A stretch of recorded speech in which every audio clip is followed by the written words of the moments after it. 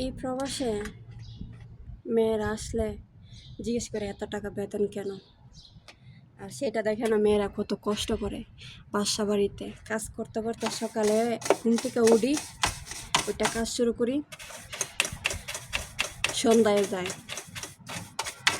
ঠিক আছে, তার মধ্যে 1 ঘন্টা এমন সময় সময় পাই না বাড়িতে ফ্যামিলিতে কথা কইতাম। মাঝে মাঝে একটু একটু আয়সা ভিডিও বানাই, যখন একটু অবসর পাই।